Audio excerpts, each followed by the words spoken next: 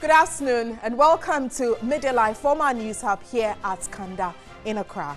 I am Wendy Lai. The headlines for this afternoon. 114-year-old war veteran, that's the World War II veteran, ex-Sergeant Samuel Arthur, shares memories and experience. On the foreign front, 12-year-old boy found alive in wreckage of a plane crash which killed 8 people in Indonesia. Details of these stories and more, including sports and entertainment, shortly.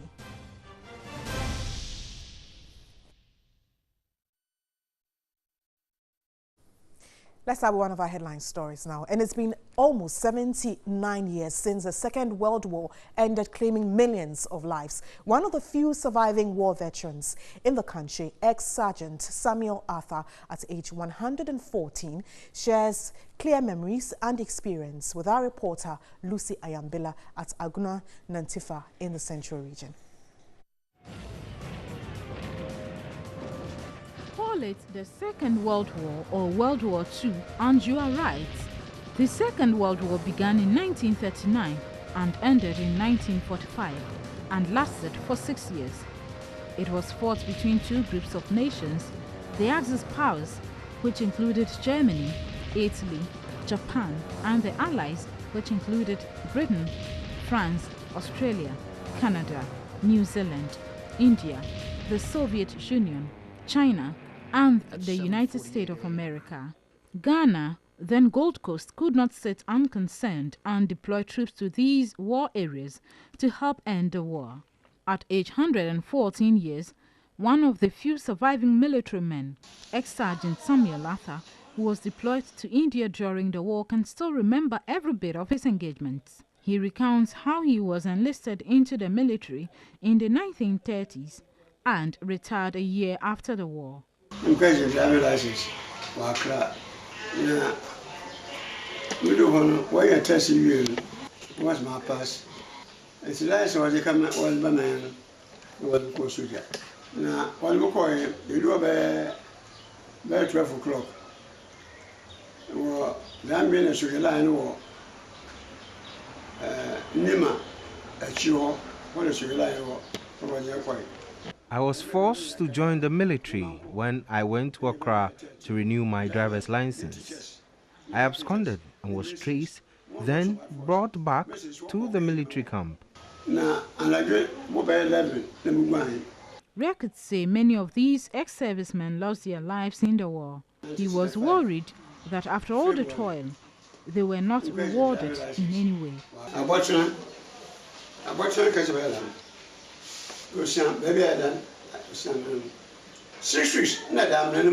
I had those swollen feet through a snake bite.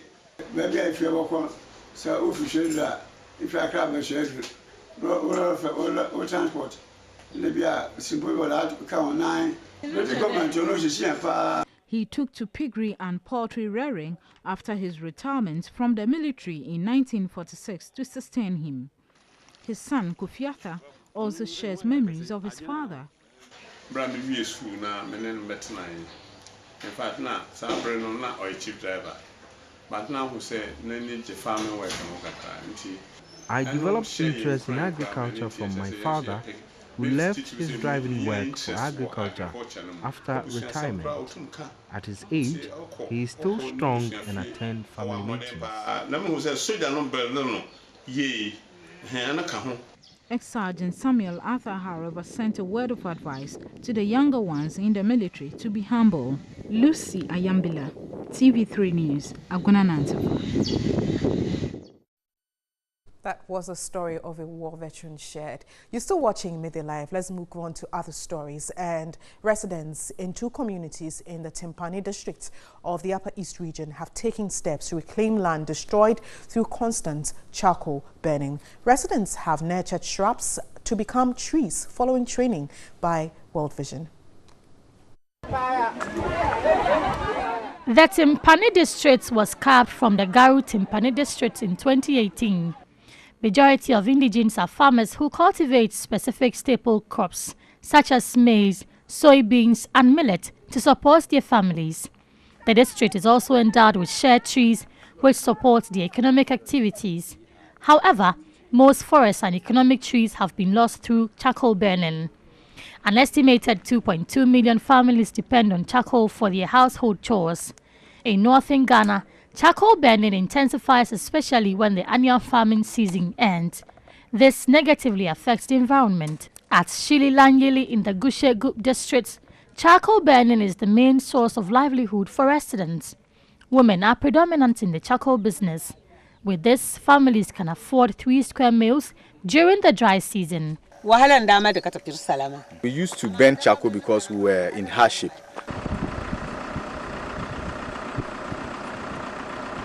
Wulugu in the northern region is considered the hub of charcoal burning.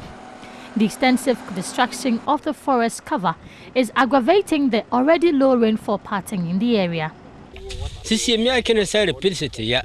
Looking at the olden days, they were having forests like this, but it came to some times and the women will go there and cut the trees for firewood.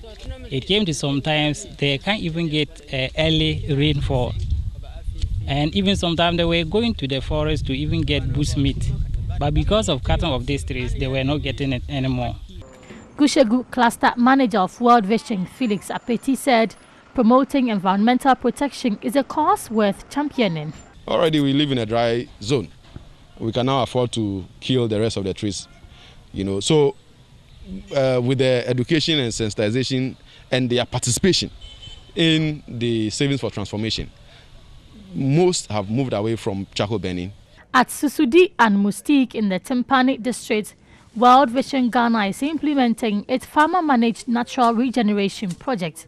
Currently, over 20 acres of shrubs have been pruned to become trees. We used to have high winds that blow off their roofs and so many distractions. We came together, formed community volunteers, and they have to undergo several trainings that will make them nurture the shrubs to grow into trees. Some pupils of the Susudi Primary School have also been trained by the district's agricultural officers to partake in the pruning of the shrubs. Food Security and Resilience Technical Manager at World Vision, Maxwell Amedi, says there are plans to scale up the project. They also supposed to practice whatever they have learned here on their various farms. So as they practice those practices on their farms, it also increases the acreage, under cultivation, which makes it very possible for the area to be restored and the degraded lands to come back to its former state. To avert the impact of climate change, efforts must be exerted by all to halt charcoal burning and environmental degradation in the 3 regions of the north. And out to the Ashanti region, and the Mpatasi community in the Chuma Kwahuma district of that region have battled with water-related diseases for years because residents cannot access clean water. The only river serving as a source of water is polluted, exposing the community to diseases. Here's a report by Benjamin Ado. The only available source of water is this river after the single borehole in the community broke down 10 years ago. Residents of this community access untreated water from the river, sometimes sharing the source with cattle and other livestock. This muddy water is known to have led to the outbreak of diseases, especially bilharzias. The problem of accessing water has adversely affected school attendance and performance as pupils trek long distance to fetch water. Chief linguist of the community, Nana Osei Kwame, is therefore excited at the intervention by the Maranatha Power Ministry International to hand over the 20,000 cedi mechanized borehole to the community. Yes, Sirano, sir. We appreciate what they have done, but we plead for more infrastructure.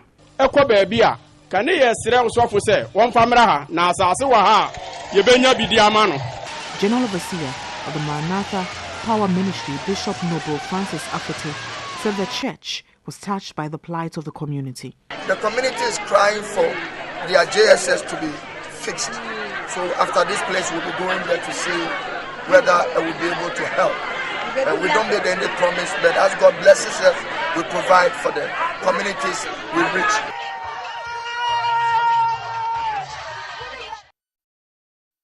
Now let's move to the Upper East region, where a sword cutting ceremony has been performed for the construction of a 6-unit classroom block for the Tiong Primary School. The intervention by Magdan Foundation follows TV3 Mission's reports on the poor school environment.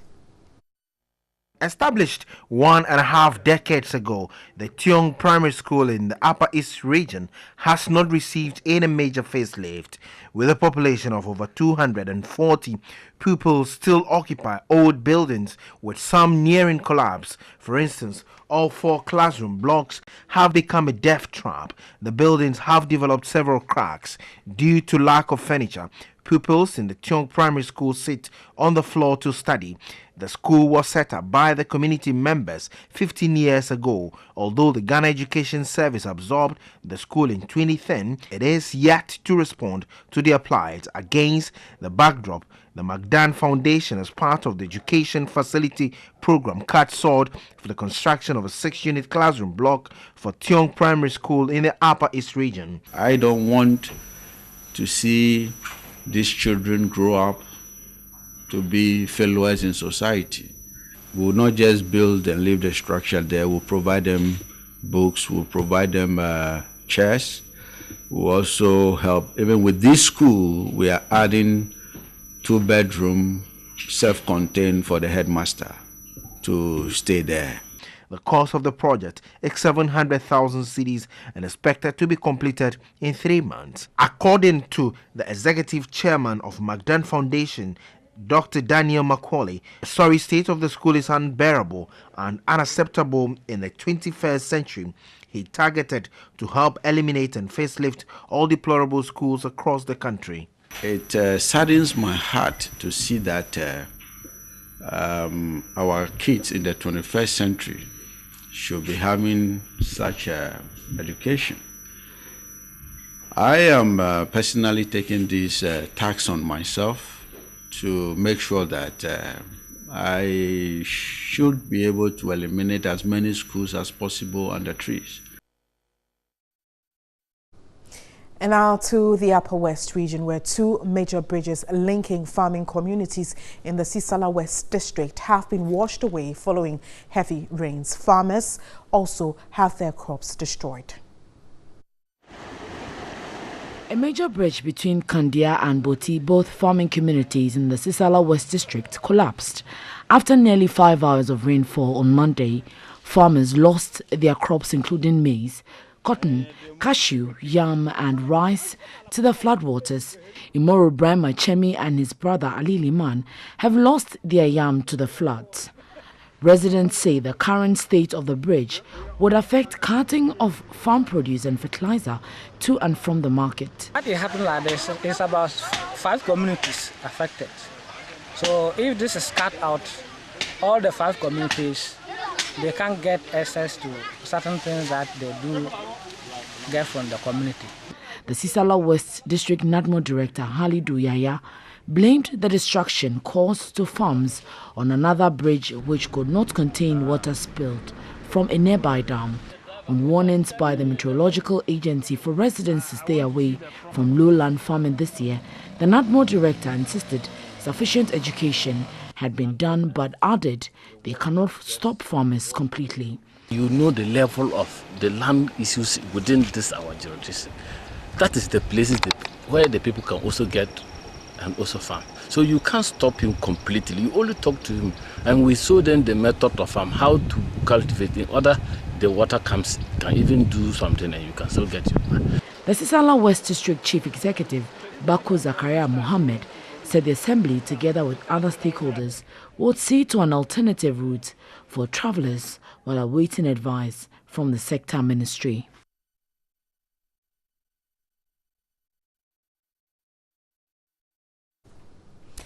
To Samoa, and chiefs and people of Pebe traditional area in the Gonja East District of the Northern Region wants a new 60-bed capacity hospital completed. Now, the 56-year-old Salaga Hospital currently has obsolete equipment, structural defects and non-availability of certain facilities, which results in patients losing their lives. Christopher Amwako's report.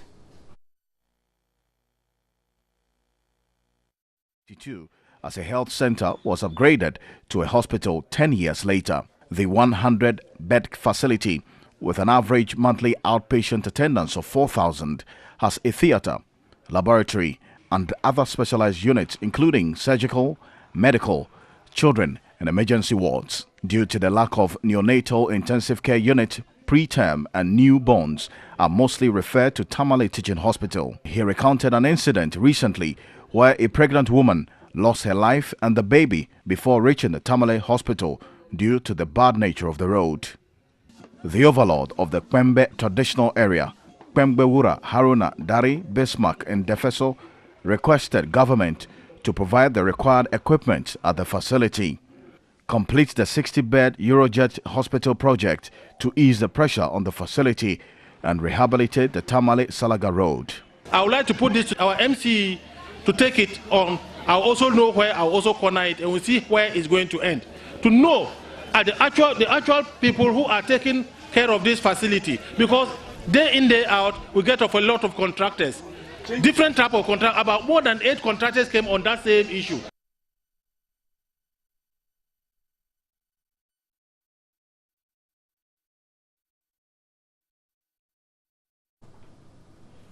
To some more stories, and we're looking at mechanized boreholes in the Middle Belt, and construction of 330 solar-powered limited mechanized boreholes are scheduled for completion in communities across the Middle Belt of Ghana.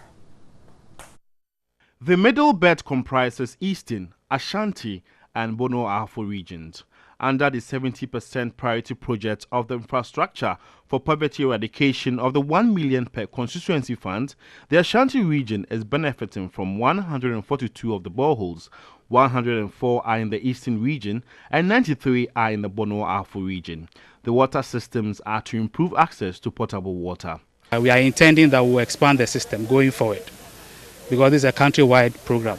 And so where we are not able to meet the actual demand, we'll ask for more funds at the end of the project to expand the system. Delft Water is the consulting agency for project, and Executive Director Edrini Dakon says water quality analysis and civil works are complete. He assured beneficiaries of quality water supply. Everything is in order. We have tested it at the Water Research Institute lab. We have done a bacteriological test, and we have also done a physicochemical test. So the water is potable for human consumption. Beneficiaries described project as timely. However, they want government to fast-track work. All right, so let's look at health now. And sickle cell disease is a disorder due to faulty red blood cell functioning and the most common life-threatening non-communicable disease in children in Africa, where most of the children die before adolescence. Now, bone marrow transplantation is the only established cure with over 90% success rates with a compatible family donor. It improves health-related quality of life and is cost-effective. The bone marrow transplantation Ghana successfully performed the first ever bone marrow transplant on Wednesday, July 4, 2018, to a 5.5-year-old Josephine Payne and 2 brothers, Joseph and Miracle. The cure, according to officials, is here to stay. This afternoon, I do have in the studio Dr. John Luga. He is the CEO, Bone Marrow Transplantation Ghana, and also Dr. Lawrence Falconer, Medical Director, Bone Marrow Transplantation Ghana. Thank you so much for your time. Good afternoon. Now, first of all, one would ask, I just read a statement where they said that it has to do with family before the transplantation takes place. That's the only option? Yes, to do with family, you said? Yes. Okay. Yes, so bone marrow transplantation, right, is about getting the bone marrow from a healthy donor, including sickle carriers, so AS, into a patient with severe sickle cell disease. So, yeah, the donor typically is a compatible sibling, so a brother or a sister. And in the past, there was also the possibility to use a compatible unrelated donor, but in recent years becoming increasingly feasible and safe to use partially compatible family donors. Okay. So typically the mama, for example. So the mother, by definition, the natural mother, is 50% compatible. Okay. So essentially we use either a compatible sibling or another partially compatible family member. But you insist it still should be family? It is family. Yes, it is a family member. Also because, of course, there are also financial implications. Using a family member is also much less expensive. Okay. And now, it's safe, of course, yes. Okay, we'll talk about expensive and how this whole process goes. But Dr. Luga, does the donor face any health problems or complications thereafter? Not at all. We have seen that during this first 3 transplant. You know, all the donors are safe, they're healthy, they're right back on their feet right after the harvest. So there's no complication whatsoever. Lawrence might probably raise an issue by saying they might have little problem with anesthesia, but I'll leave that to him to explain. The bit about the anesthesia. Right, so as opposed to, for example, a kidney transplant, in which, of course, the donor, the living donor, gives a kidney, that kidney is gone. So he's left with 1 kidney. Bone marrow completely regenerates itself. So if you donate bone marrow... Like the liver? Of course, living liver donors, that's a bit more complicated because, of course, liver is a single organ, so you have to take part of it. So I did give the example of the kidney because it's sort of more easy to understand.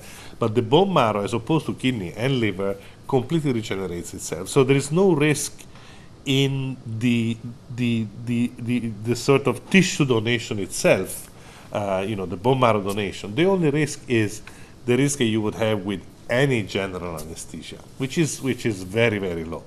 So I think crossing the street in a busy street in Accra is probably more risky than giving a bone marrow. But for our viewers to understand, for someone who's hearing this for the very first time, I'm sure the bit about cost will come up. How expensive is this here in Ghana? Okay, so so the costs in Ghana, we just started, so we are still estimating it, but I believe that it will be between $15,000 and $20,000. So it means that if you don't have that money, there's nothing you can do.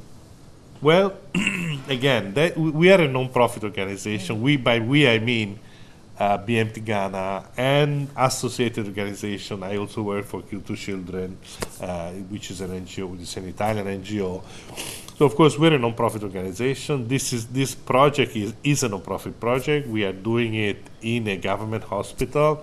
So all costs are minimized. So in general, BMT is probably one of the most expensive medical procedures, so that in Europe it will cost $200,000. In the US it costs more. We hope to bring down the cost here to $15,000, $20,000 US dollars, and part of it we may be able to subsidize. So by donations, by maybe we'll apply for national, international grants, and of course, yes, it may be out of reach of many people, but if you think about it, is equivalent to a cost of a little car, a new car. But it's not everybody who can afford that, but I'm sure with the help and a lot more media outreach, some persons will come in. Now, Dr. Luga, when it comes to this procedure, how long does this take? You mean the entire bone marrow transplant? We have a pre-prepared transplant phase and then the after transplant. So I would say 1.5 months in total. Are they going to be in the hospital also and to Yes. the donor? The donor will be there shortly, right after the harvest, a day or two. The donor could go home, but then the patient will have to stay until the transplant. Okay. Well, thank you so much for your time. Dr. John Luga is the CEO of Bone Marrow Transplantation Ghana, and Dr. Lawrence Falconer, Medical Director, Bone Marrow Transplantation Ghana. Thank you. Thank you so much. Now, let's move on to other stories, but still in relation to health. 2 weeks after undergoing whole and heart corrective surgery at the Kolebu Teaching Hospital in Accra, David Gate is doing well and recuperating. Lucy Ayambila visited the 2-year-old beneficiary of the 3 Foundation and MTN Foundation at Winneba in the Central Region. 2-year-old David Garte was diagnosed with a hole-in-heart condition, also known as a ventricular septal defect, at age 4 months at the National Cardiothoracic Center at the Kolebu Teaching Hospital. His parents could not raise the $6,000 needed to correct the defects. With the intervention of 3 Foundation and MTN Foundation, little David underwent a surgery to correct the defects at the National Cardiothoracic Center at the Kolebu Teaching Hospital 2 weeks ago. Little David can now engage in some activities in the house without her mother worrying.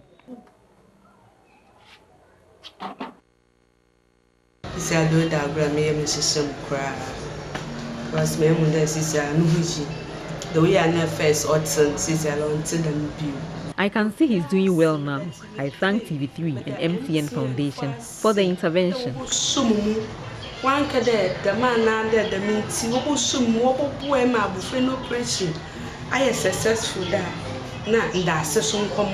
Her mother, Mercy Akwa, could not hide her feelings and expressed her gratitude to the 3 Foundation and MTN Foundation. The Sustainability and Social Impact Manager at MTN, Robert Kuzo, had this to say.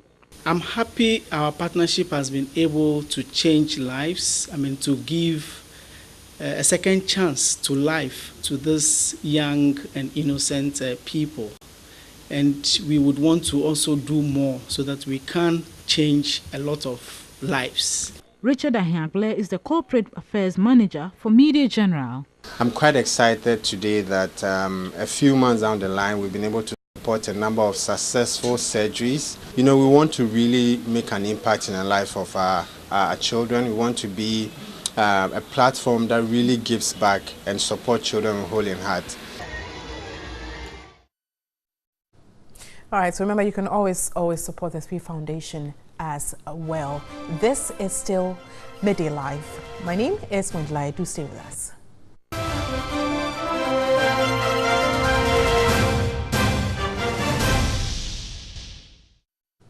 Let's look at some mission stories now. And government has released funds for the construction of the Mandai-Wolensi-Bimbala Road after TV3 Mission aired the story on the discomfort associated with the use of that very road. Stanley Nible will reports 2 contractors, First Sky Construction Firm and Jiangji Neferos Construction Limited, have moved to the site for initial works.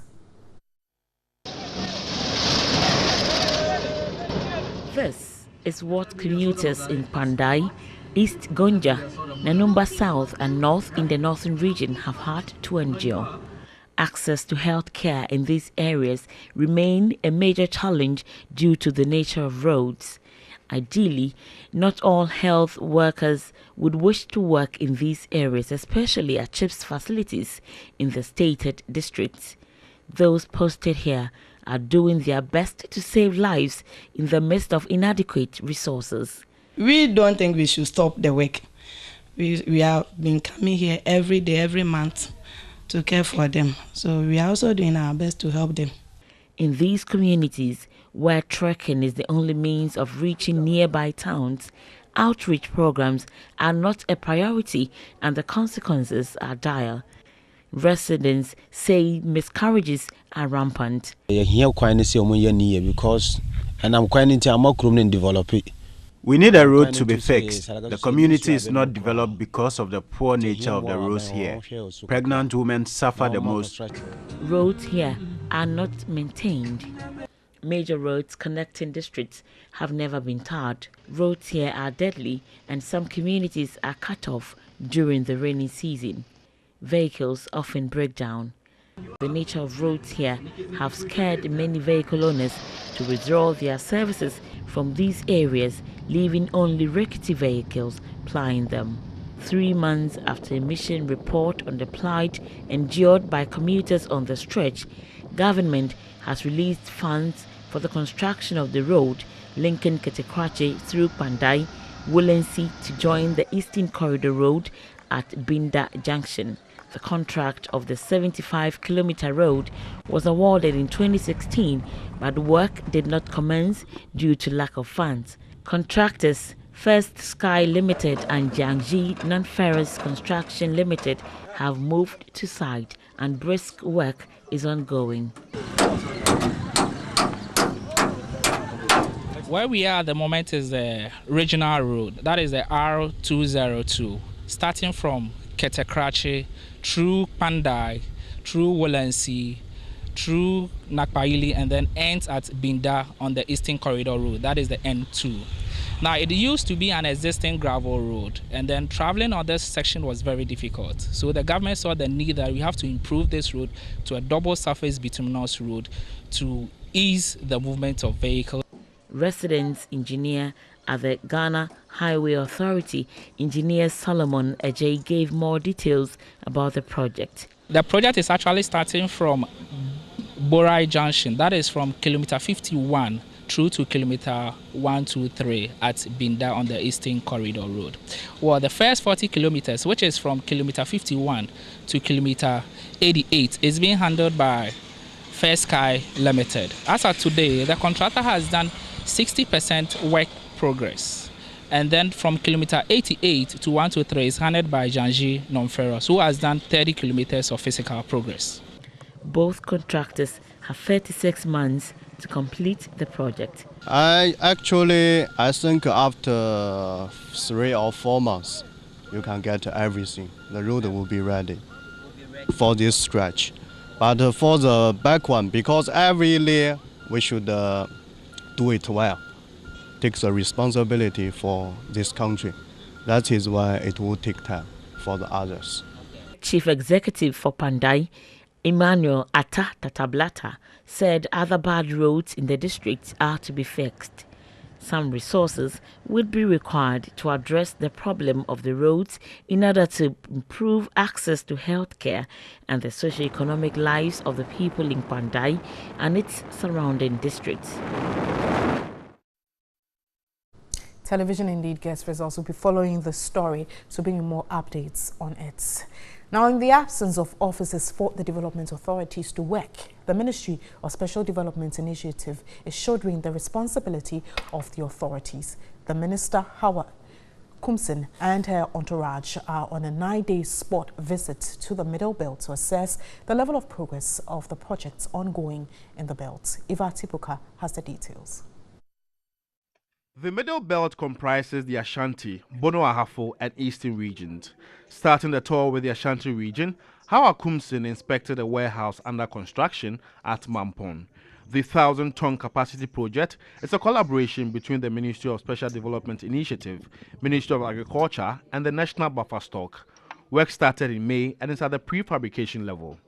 Richie Opare Silfi is a site consultant and says work is scheduled to complete in November this year. Here, the smaller unit here is an office and a lab to test the grains for whether there is water in the enough, is well dried or not. And if it's certified, they take it to the warehouse for storage.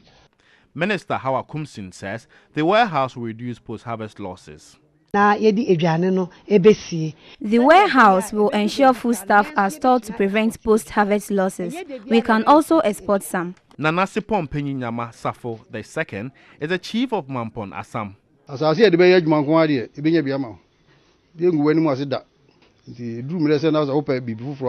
We are ready to give out more lands to support government programs. Construction of a 14.7-kilometer road is also ongoing and will link 7 major farming communities to market centers and scheduled for completion in December. The municipality is also benefiting from water and toilet facility projects. Thomas Apiakubi is the MCE for Mampon and says more projects are scheduled for completion. Funding for the project is from the 1 million per constituency purse.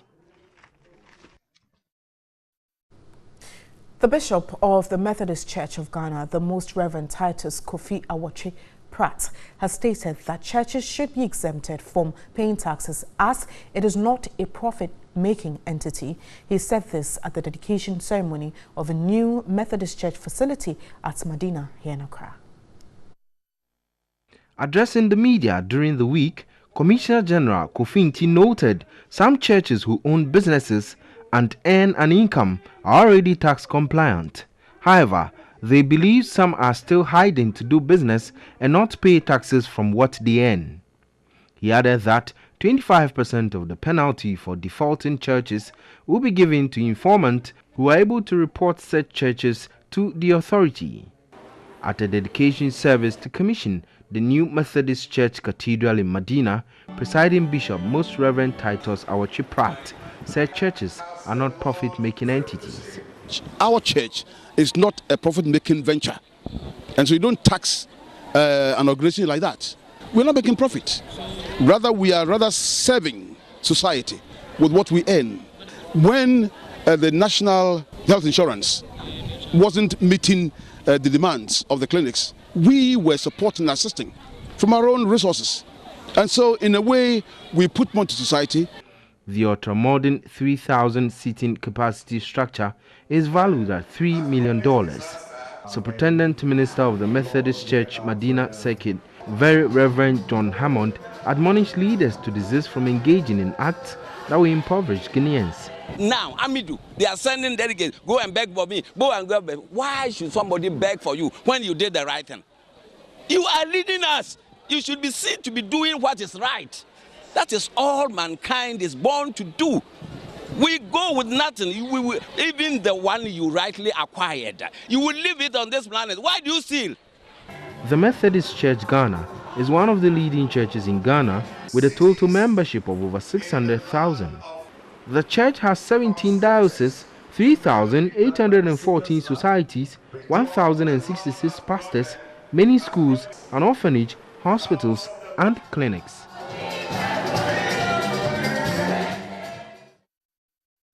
Next, we have sports with Thierry Nyan.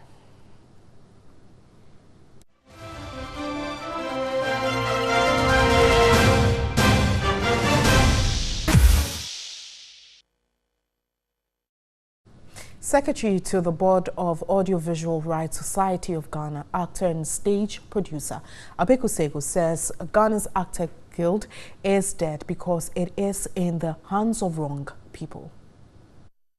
Abeku Sego, who is now the Secretary for Audiovisual Rights Society of Ghana, ASOG, said the society collects royalties on behalf of owners from the public's user of audiovisual works and the recipient of levy on recordable material from the government on behalf of owners of audiovisual works.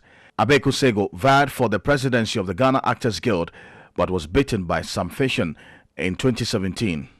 The Ghana Actors Guild is supposed to be a form of a labor or trade union which represents actors and other major players within the film and TV industry.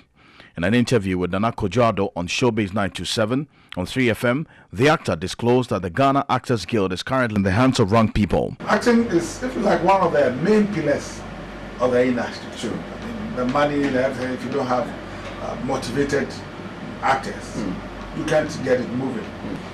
Well, the Ghana Actors Guild is virtually dead now. In fact, within a short time, it's gone through its worst period. Yeah, because it's in the hands of the wrong people. I mean, that's the fact. It's in the hands of wrong people who do not understand who do not understand the industry. Who do not understand the industry. He also said that government should pay attention to the creative arts. We must understand these things. The effects, we as a people, our spirit is low now. Yes. And it's not only money, it's not only the economy. In fact, to get people to even want to push the economy of Ghana, the people must feel proud. They must be energized, spiritually, psychologically, you know, to push our country forward. And it's film, music, arts, theater that can do that. In the novels that can do that. You know, the government needs to come in here. Next, let's look at some works from Tilapia.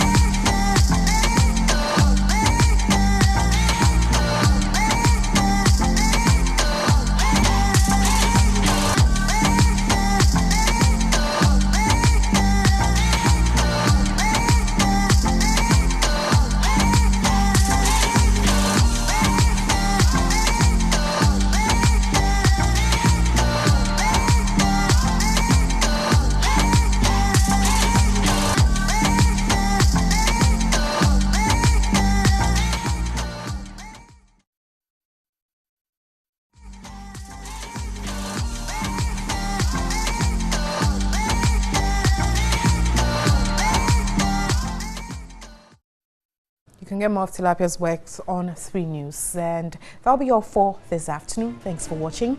My name is Wendy Lai. Do have a lovely afternoon. Good afternoon.